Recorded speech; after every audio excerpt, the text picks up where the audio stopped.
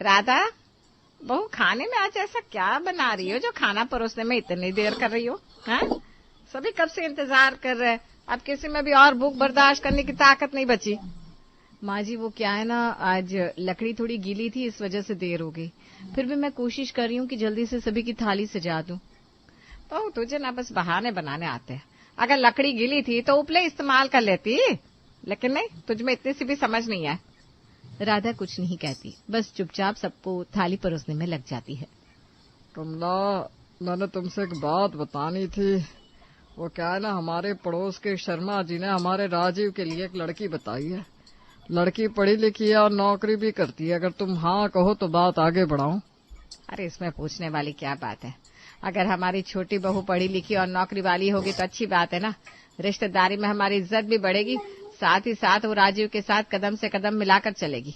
आप ऐसा करिए कि शर्मा जी से बोलकर बात आगे बढ़वाइए। हाँ माँ, मैंने तो उन्हें शर्मा अंकल के घर पर देखा भी है। बहुत समझदार है वो। ऑफिस और घर का दोनों का काम आसानी से मैनेज कर लेगी। तभी राधा भी बोल पड़ती है, वाह माँ जी, पढ़ी लिखी देवरानी आएगी तो बच्चों की पढ़ाई में भी मदद हो जाएगी। अरे बस बस, ज्यादा ख्याली पुलाव मत पका। खुद से तो अपने बच्चे संभाले नहीं जाते और चलिए पढ़ाई करवाने।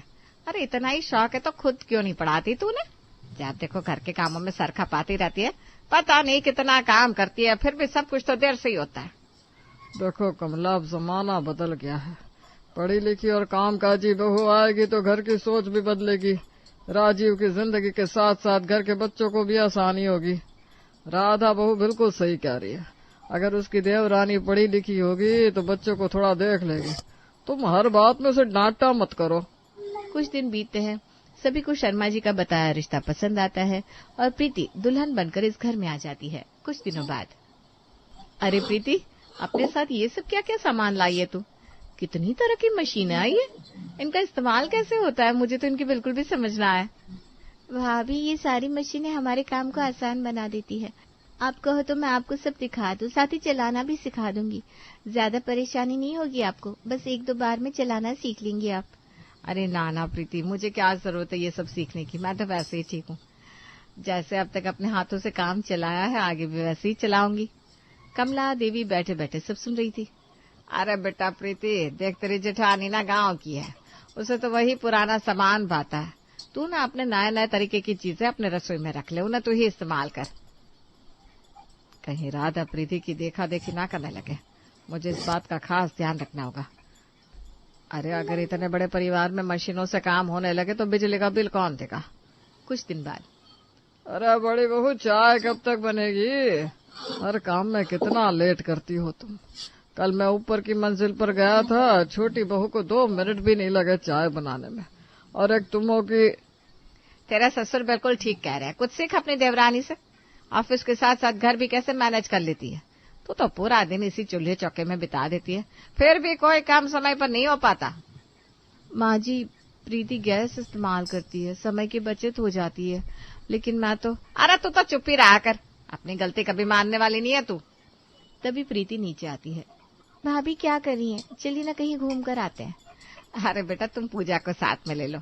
तुम्हारी जेठानी को तो काम से ही फुर्सत नहीं, कब से चाय बना रही है।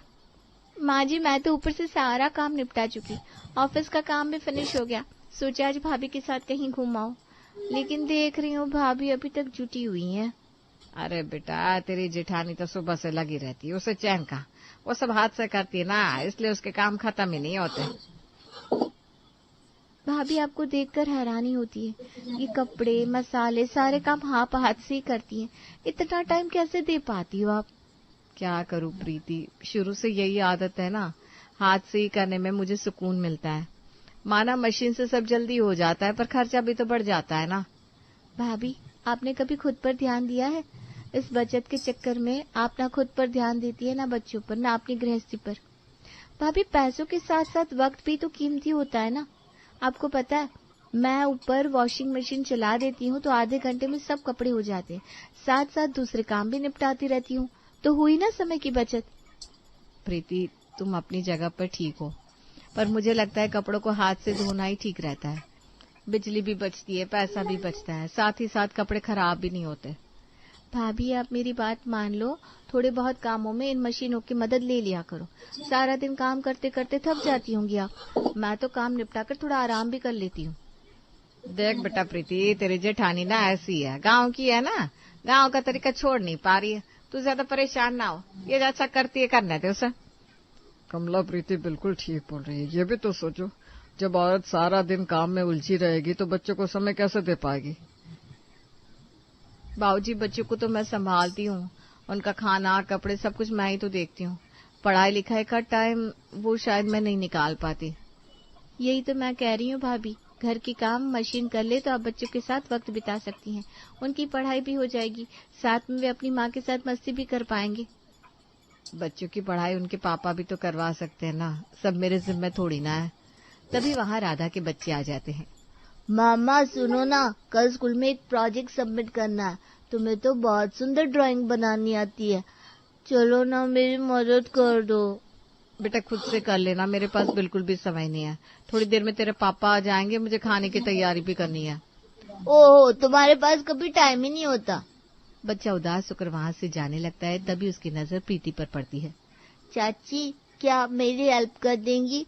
मम्मी को तो कभी टाइम नहीं मिलता, सुबह से मम्मी रसोई में लगी रहती है। हाँ बेटा, क्यों नहीं, आओ मैं तुम्हें ऊपर लेकर चलती हूँ।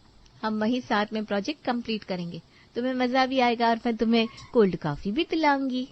सच चाची, आप मेरी हेल्प कर देंगी? वाह, आपको सब आता है, कोल्ड कॉफी भी मिलेगी घर पर। प्रीति, बच्चों को पढ़ाने का वक्त मेरे पास सच में नहीं रहता, क्या करूं, घर का काम भी तो जरूरी है। देखो राधा, काम में लगे रहना ठीक है, पर बच्चों का भविष्य उससे भी बड़ा काम है।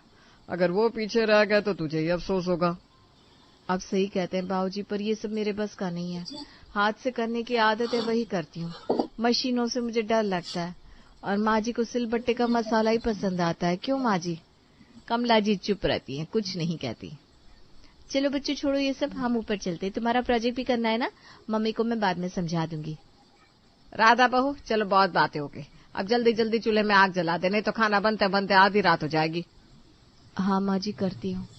माँ जी वैसे मैं सोच रही थी एक गैस चूल्हा खरीद लेते, समय की बचत हो जाती। देख राधा, तू ना ज्यादा हवा में मत उड़, गैस चूल्हे का पैसा कौन देगा? तो मेरे बेटे की सारी कमाई को बर्बाद करने पर लगी रहती है। अरे प्रीति की बात अलग है, वो कमाती है, वो सारे सामान उसके पियर वालों ने उसे गिफ्ट में दिया है, इसलिए ज्यादा सोच मत। आज तक जैसे किया है आगे भी वही करेगी। जी माँ जी।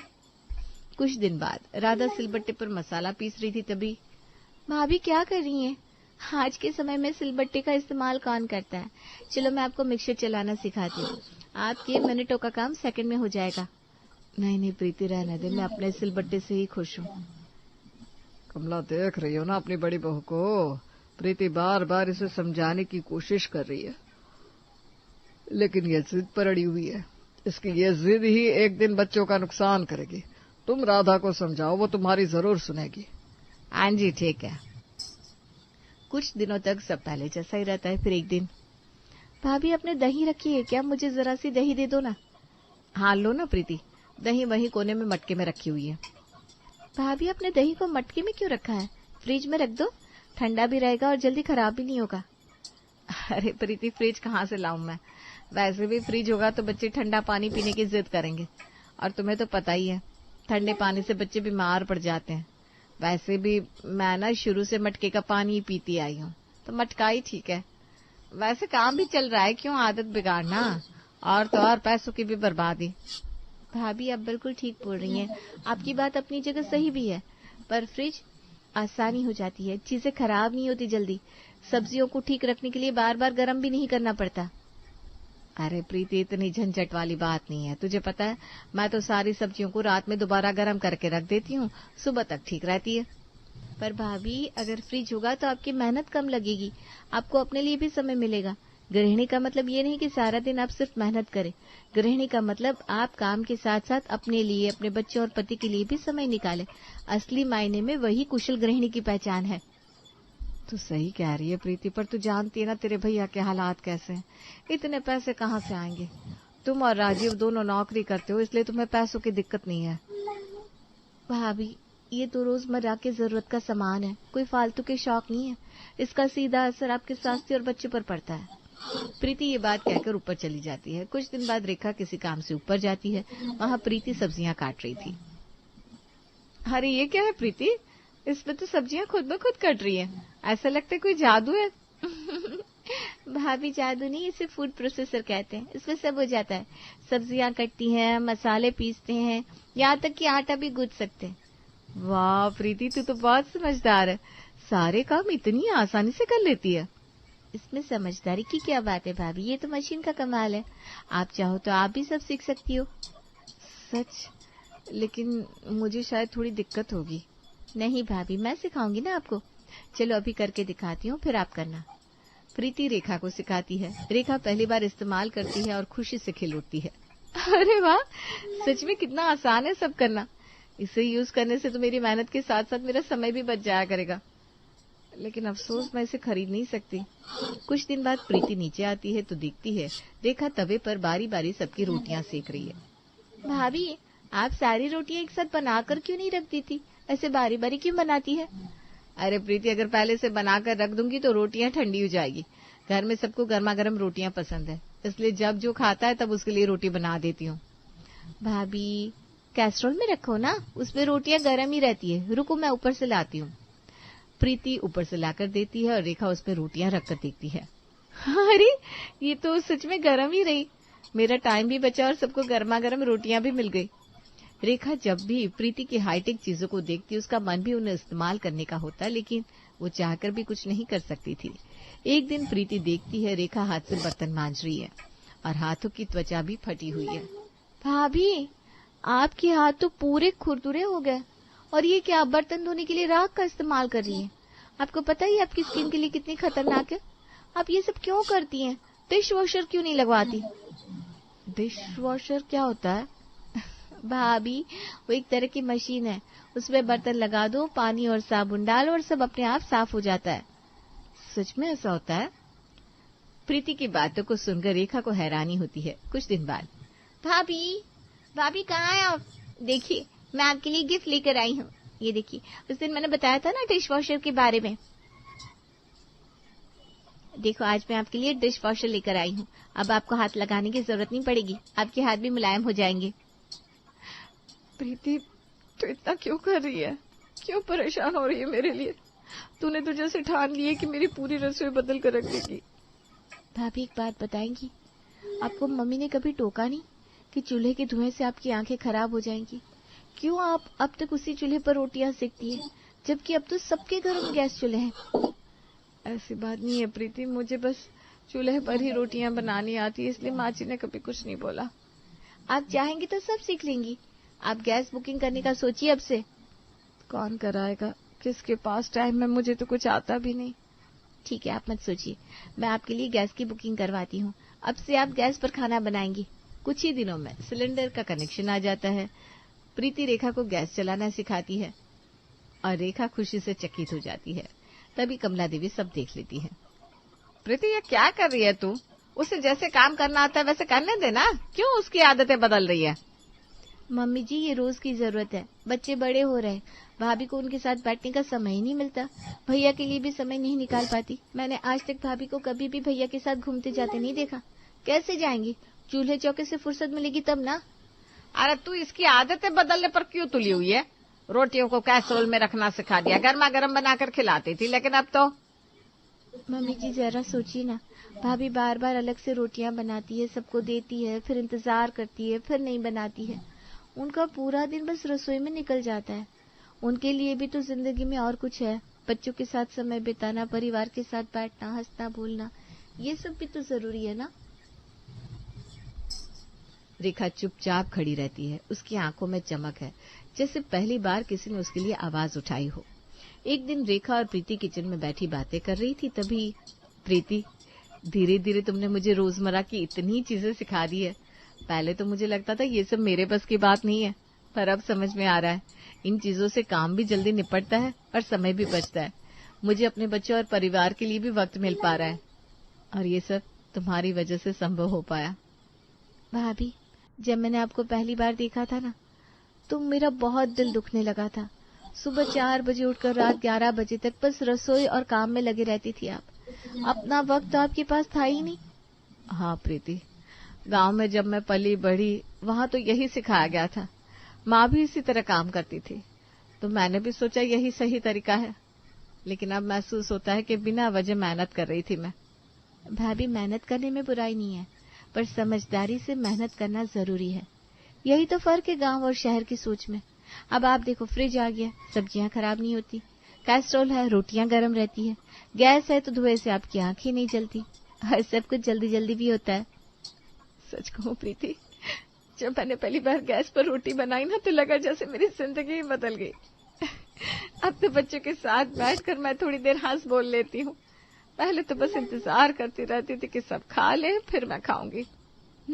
मैं जानती थी भाभी, इसलिए मैंने ठान लिया था कि आपको ये सब सिखाना ही है, क्योंकि आप भी तो इंसान हो, आपको भी तो थोड़ा सुकून चाहिए। प्रीति, तुम मेरी छोटी बहन बनकर आई हो इस घर में, वरना मैं तो सोच भी नहीं सकती थी कि मेरे लिए कभी कोई इतना सोचेगा। तुम्हारा बहुत बहुत धन्यवाद। अरे भाभी, इसमें धन्यवाद कैसा? एक तरफ बहन भी बोल रही है और दूसरी तरफ धन्यवाद भी दे रही है।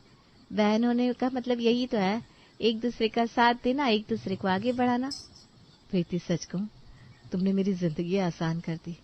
अब मुझे लगता है मैं सिर्फ घर की नौकरानी नहीं हूँ, बल्कि एक पत्नी, एक माँ और एक इंसान भी हूँ। यही तो मैं चाहती थी भाभी, कि आप भी वक्त निकाल कर बच्चों के साथ खेलो, पति के साथ 2 बातें करो, और सबसे जरूरी अपने लिए भी जियो। हाँ प्रीति, अब मैं समझ गई हूँ, काम को स्मार्ट तरीके से करना ही असली गृहिणी होने की पहचान है। बिल्कुल भाभी, और अब देखना, आपसे ज्यादा स्मार्ट बहू पूरे मोहल्ले में कोई नहीं होगी। दोनों हंस पड़ती है, माहौल हल्का और अपनापन भरा हो जाता है।